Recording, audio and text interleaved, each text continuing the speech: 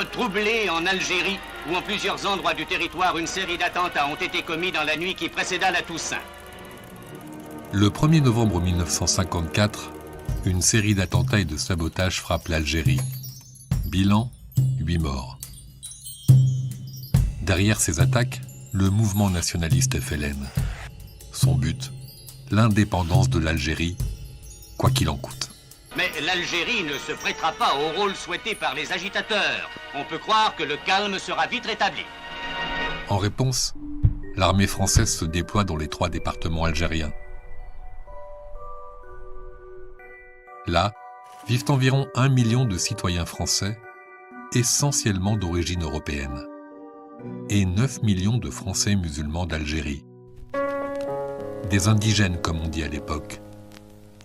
Ils sont Kabyles, Chaouis, Mozabites, Touaregs, des Berbères pour l'essentiel et des Arabes.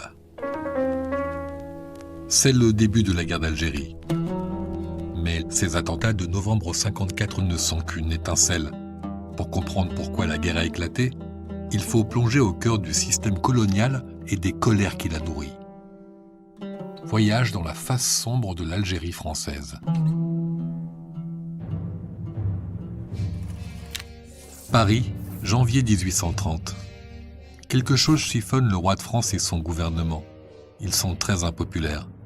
Pour gagner en prestige, ils lancent une opération contre une cible a priori facile, la ville d'Alger, contrôlée par l'Empire ottoman. En avant! Plus vite! Victoire 5 mois plus tard. Le roi de France suivant ne sait pas trop quoi en faire, puis il se ravise. La conquête de l'Algérie commence. C'est là qu'entre en scène cet homme, le général Thomas Bugeaud.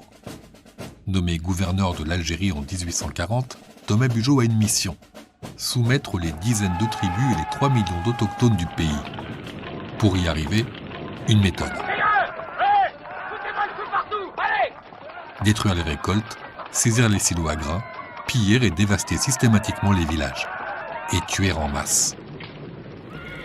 Nous avons tout brûlé, tout détruit. Oh la guerre, la guerre. Que de femmes et d'enfants réfugiés dans les neiges de l'Atlas y sont morts de froid et de misère. Dès les premières exactions, des autochtones s'opposent à l'envahisseur, parfois très violemment. Ils se battent au nom de l'islam, mais pas que. On nous a attaqués bien plus comme des étrangers et des conquérants que comme des chrétiens. À l'ouest du pays, le savant musulman Abdelkader organise le soulèvement contre la France.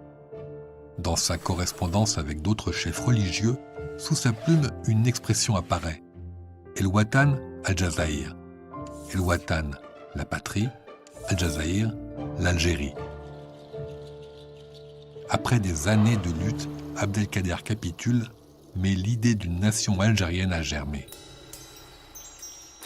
À la fin du XIXe siècle, partout ou presque, l'armée française a gagné.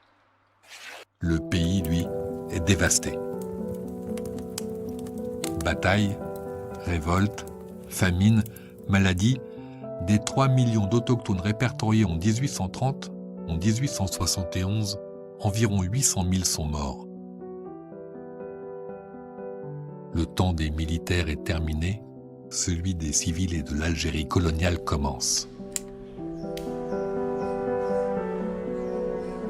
Alger, 1902. Ces hommes sont des indigènes. À l'époque, on appelle comme ça ceux issus des peuples présents en Algérie avant l'arrivée des Français. Depuis la colonisation, ces indigènes sont français, mais ils ne sont pas des citoyens français.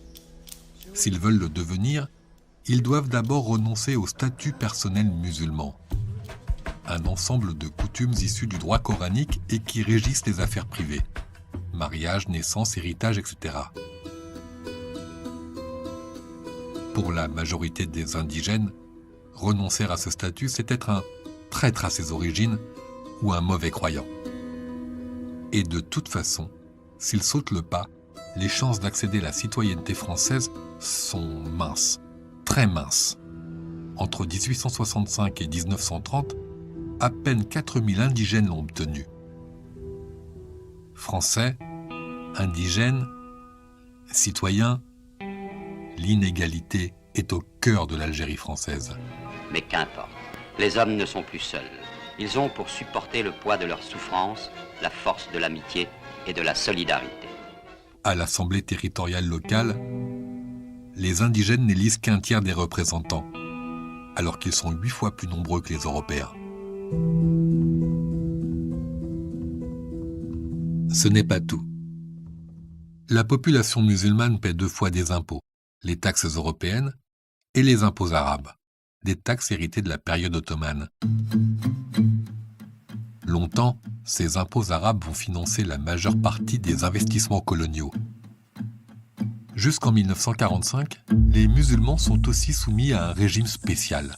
Interdiction de réunion sans autorisation, de dire du mal de la France, d'héberger un vagabond, de voyager la nuit, de voyager sans autorisation, etc.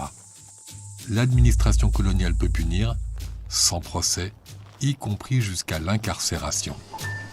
Dans l'application journalière du Code de l'indigénat, et en particulier de l'article sur l'emprisonnement pour retard d'impôt, l'administrateur algérien se montre 9 fois sur 10 d'une révoltante férocité.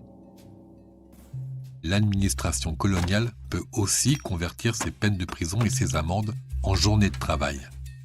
Entre 1898 et 1910, les indigènes en effectuent près de 600 000. Loin d'Alger, dans les campagnes, la colère grandit aussi. Sujet hautement sensible, la terre.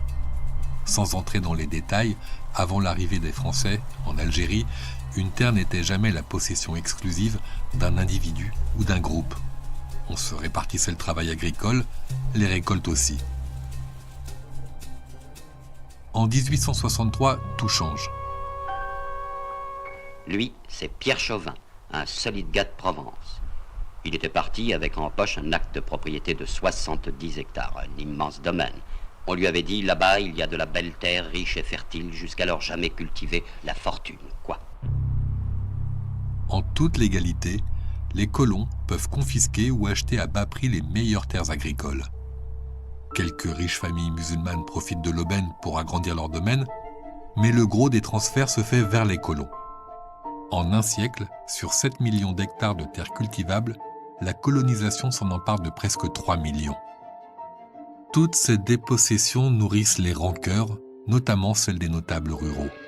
Sur les 9 chefs historiques à l'origine des attentats dont on a parlé en introduction, 6 sont issus de cette élite rurale déclassée et dépossédée.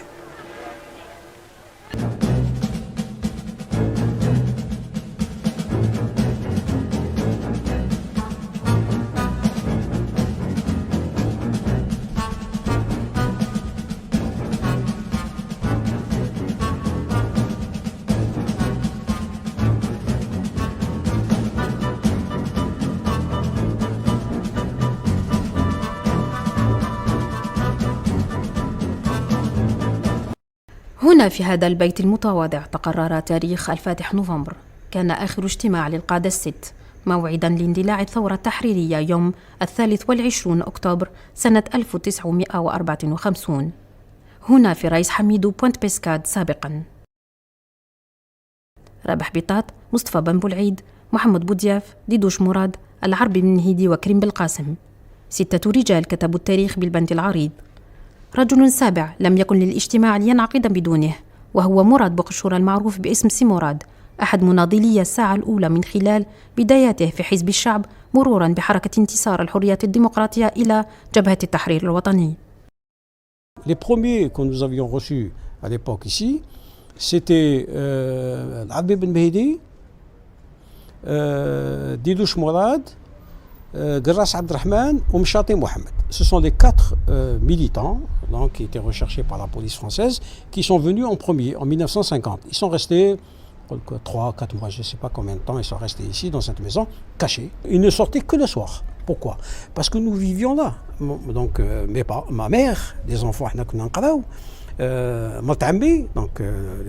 et les enfants et ses enfants, dans 2 petites pièces minuscules. C'est un lieu de sécurité. Mon père était un homme qui Cette réunion-là a marqué la fin d'un ordre d'un ordre colonial qui existait, dans lequel nous vivions, et le début d'un ordre, un ordre algérien dans lequel nous vivons tous aujourd'hui.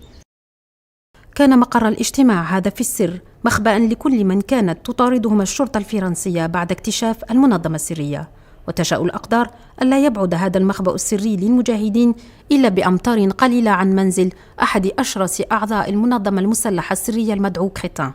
والله لو كان يعني مرقولهم والله غير يمحيوهم كاع، سيرتو في كارتي كيما لابوينت بيسكاد اللي كانوا لي غران راسوس الكبار كاع كانوا هنا. الشيف تاع الروايس هو والله هذا الدار هذه كريتان. Tous les responsables, les grands responsables تاع اللوس sont passés ici. اللي كان يجي بزاف ما تيدوش مراد، وكنت نروح معاه انا كنت صغير كنا نحبطوا فرنكو البحر، هو يحب يعوم، سي ان سبورتيف. Les visages qui me sont restés familiers, c'est le visage de Didouche Mourad, le visage de Ben Mehdi, le visage de Bitat, le visage de Mchati Mohamed. في نفس الاجتماع تم وضع اللمسات الأخيرة على إعلان الثورة بجميع تفاصيل اندلاعها. سياسياً كان بيت بوقشورة كذلك المكان الذي تقرر فيه إنشاء جبهة التحرير الوطني وجناحها المسلح جيش التحرير الوطني. في ذاك اليوم وضع الرجال الست خريطة المناطق وسطروا النهج لليلة الفاتح نوفمبر المباركة. فالتاريخ يحفظ أن الرجال الست تدبروا بدلات رجالية جديدة يتوجه إلى مصور بحيبة بالواد بمظهرهم المتواضع. ها هم أولئك الرجال الست يهدون للجزائر أول صورة تاريخية ويقررون مصير الشعب الجزائري. Didouche Mourad, 27 ans, algérois, parents aisés, arrêté en 1950, évadé, clandestin. Larbi Ben Midi, 30 ans, constantinois, théoricien de la Révolution, depuis 1950 clandestin. Rabat Bitat, 28 ans, constantinois, famille misérable, condamné à mort en 1950, clandestin. Mostafa Ben Boulaïd, 35 ans, Chaouia, ancien adjudant, croix de guerre, médaille militaire, emprisonné en 1950, libéré. Mohamed Boudiaf, 35 ans, constantinois, ancien adjudant, croix de guerre, médaille militaire, condamné en 1950, clandestin. Krim Belkacem, 32 ans, kabyle, fils de caïd, ancien caporal, condamné à mort en 1950, tient le maquis depuis 7 ans. إخواني لا تنسوا شهداءكم من ضحوا لحياة البلاد للبلاد بالنفوس والدماء ابدوا ترابكم. تركوا الأهل والصحبة مع الأولاد صوتهم من القبور يناديكم. اسمعوا لهذا الصوت يا عباد الاتحاد عنواننا، تضحية شعارنا، حورية غاياتنا، يحيى الوطن إخواني لا تنسوا شهداءكم من ضحوا لحياة البلاد بالنفوس والدماء ابدوا ترابكم. تركوا الأهل والصحبة مع الأولاد صوتهم من القبور يناديكم. اسمعوا لهذا الصوت يا عباد الاتحاد عنواننا، تضحية شعارنا، حورية غاياتنا، يحيى الوطن الذين إن مكناهم في الأرض أقاموا الصلاة وآتوا الزكاة وأمروا بالمعروف ونهوا عن المنكر ولله عاقبة الأمور.